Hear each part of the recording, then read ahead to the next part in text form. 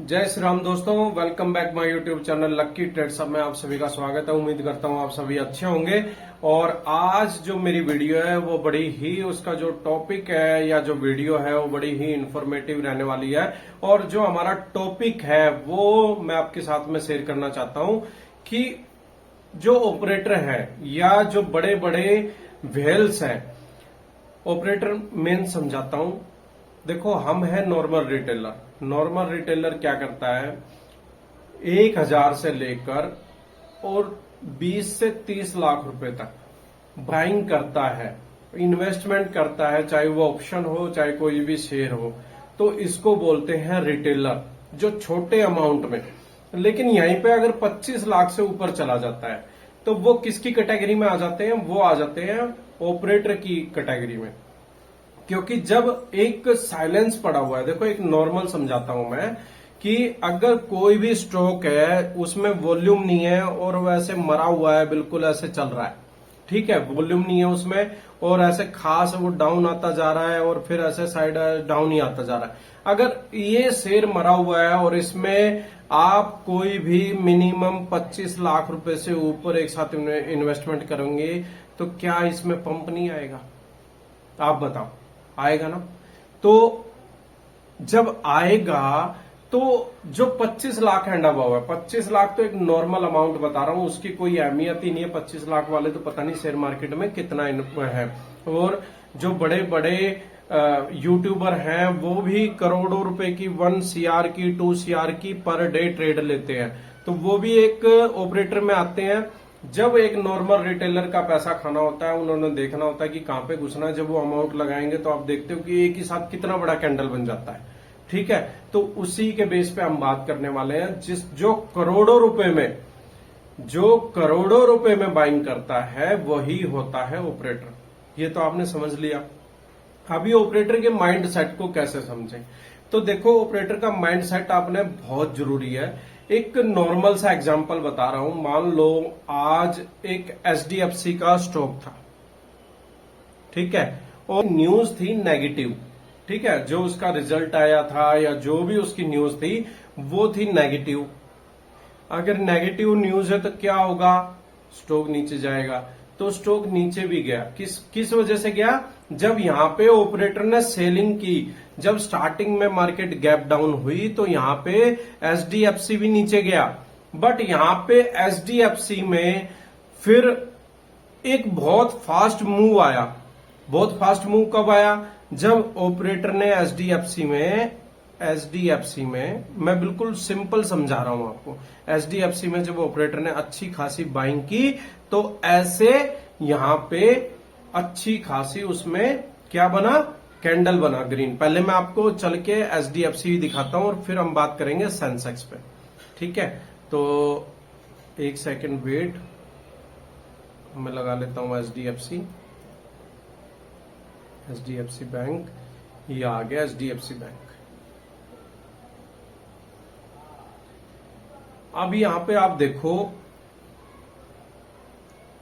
इसको मैं समझाता हूं आपको। यहां पे गैप डाउन हुआ, ओपन हुआ। ओपन होने के बाद देखो, अगर देखो तो एक चैनल में अच्छा खासा ये गिरा है, ठीक है। जब अच्छा खासा यहां पे गिरा तो यहां पे एक ट्रेंड लाइन भी बन गई और यहां पे ये चैनल भी बन गया। इस चैनल में अगर आप देखोगे तो यहां पे क्या होता है, जब ऐसे घूमेगी तो एक साइड ब्रेक करता है, ठीक है।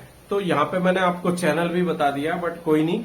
यहां पे आपने क्या करना है, जब यहां पे देखो ये गिर रहा था कंटिन्यू, बट यहां पे अगर आप देखोगे इस कैंडल पे यहां पे भले ही स्मॉल क्वांटिटी में बाइंग की ऑपरेटर ने, तो आप देख सकते हो कितना अच्छा खासा यहां पे क्या होगा, काफी जो ऑप्शन ले रखे होंगे, कोई ट्रेल कर रहा होगा या मस्त होके बैठ गया होगा कि यार अभी तो इसमें और प्रॉफिट बनेगा, इसमें तो और प्रॉफिट बनेगा, चलते रहने दो।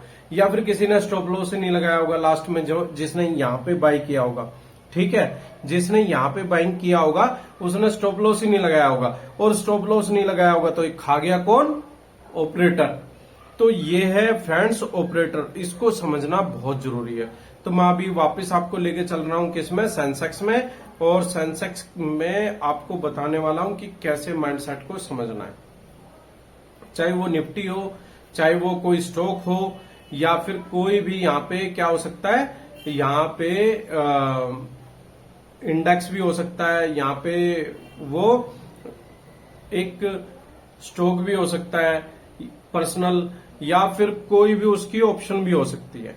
ठीक है, तो देखो अभी यहाँ पे समझने वाली बात क्या है, मार्केट गैप डाउन हुई। मार्केट गैप डाउन क्यों हुई, इसके लिए पहले हम समझ लेते हैं। यहाँ पे जो डीआई ने है वो सेलिंग की है। कितनी सेल की है डीआई ने, वहां पे की है डीआई ने 1600। ये तो सिर्फ एक ऑपरेटर का बता रहा हूं मैं, पता नहीं कितने ऑपरेटर होंगे।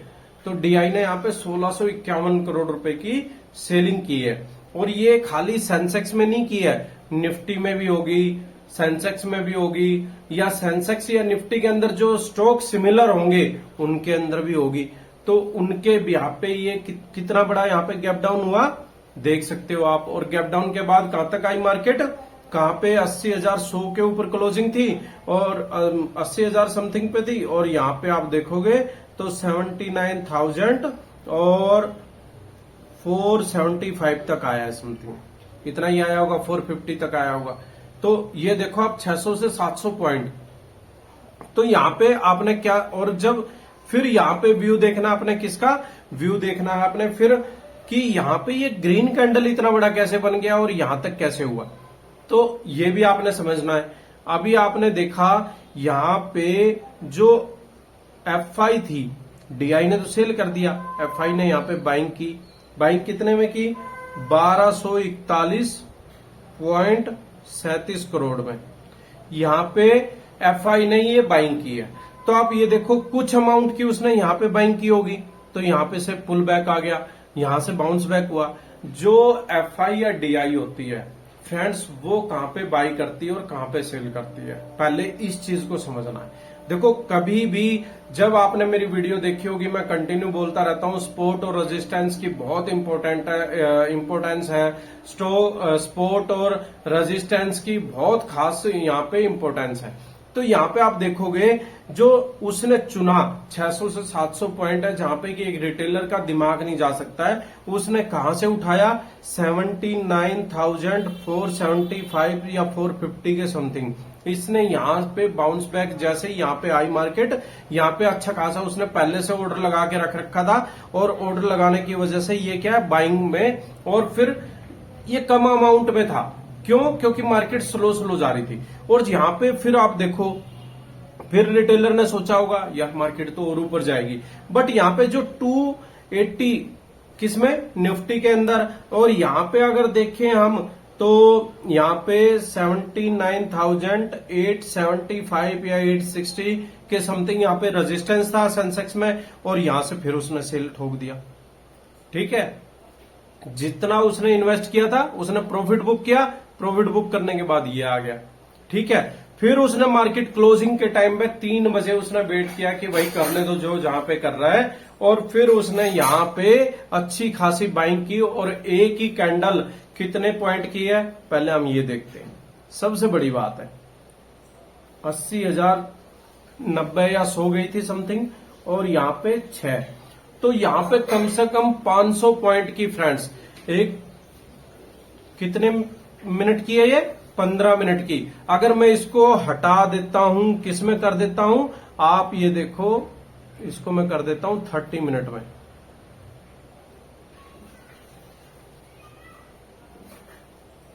मिनट में तो नहीं आया, 1 हॉर्स एंड अबव है।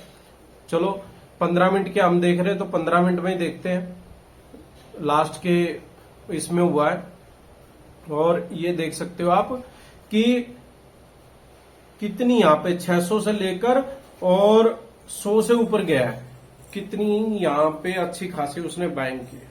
तो आपने जो ऑपरेटर का माइंड सेट समझना है या ऑपरेटर का इनकाउंटर समझना है ना, पहले उसको आपने देखना क्या है, उसमें आपने देखना ये है कि कहाँ पे क्रूशियल स्पॉट है और कहाँ पे क्रूशियल स्पॉट है, उसके बिहाफ पे आपने यहाँ पे ट्रेडिंग करनी है। अपना ऑर्डर पहले से लगा के रखना है क्रूशियल पे, और वो लगा के रखना स्टॉप लॉस पे।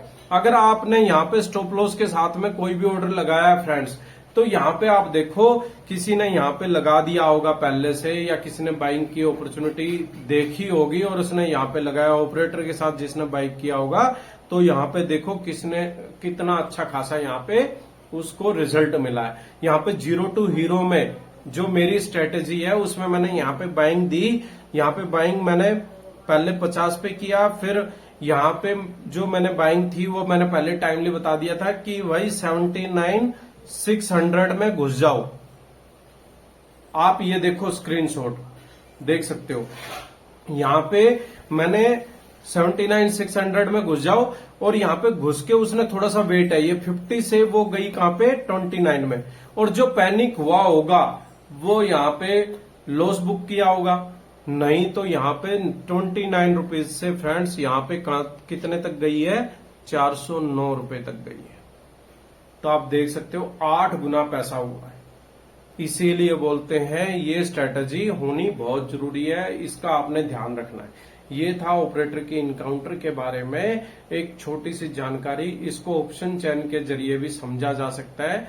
यहाँ पे चलो मैं आपको वो भी बता देता हूँ। ये आगे फ्रेंड्स अभी हम ऑप्शन चेन के उसमें डाटा में, और यहाँ पे निफ्टी की जगह मैं कर देता हूँ सेंसेक्स, है ही नहीं,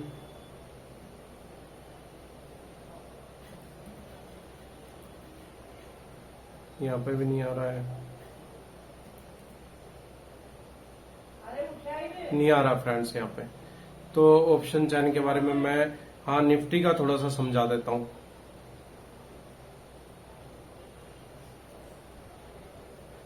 पूरा डीपली तो फ्रेंड्स मैं अपने कोर्स में मैंने इंक्लूड कर रखा है, बट मैं आपको थोड़ी सी नॉलेज के लिए वैसे समझा देता हूँ। यहाँ पे देखो, अगर कहां पे आई थी 171 पे, यहाँ पे 171 पे अगर हम देखें, ये 150 की हम देख लेते हैं 171 की। यहाँ पे हम देखें तो इसका वॉल्यूम आप चेक करना, यहाँ का वॉल्यूम चेक करना और यहाँ का वॉल्यूम चेक करना, ठीक है। आपको सब क्लियर हो जाएगा पुट साइड का कितना है और वहां पे कितना है। तो आप इसको वॉल्यूम देख सकते हो।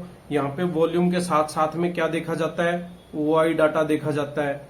ओआई डाटा को देखो आप, ठीक है। फिर उसके बाद साथ में यहाँ पे वॉल्यूम के साथ साथ में यहाँ पे क्या गामा भी देखा जाता है। बहुत चीजें यहाँ पे इंक्लूड करनी पड़ती हैं, तब जाके ये स्ट्रेटजी पता चलती है। मैंने सिर्फ आपको नॉर्मल यहाँ पे थ्योरी सी बताई है कि ऐसा ऐसा है, ठीक है। अगर आप ऐसा करके कर सकते हो तो एक अच्छा खासा प्रॉफिट आप बनाने लग जाओगे। और आप सिर्फ आपने वेट किसका करना है, सिर्फ ऑपरेटर की बाइंग और सेलिंग का।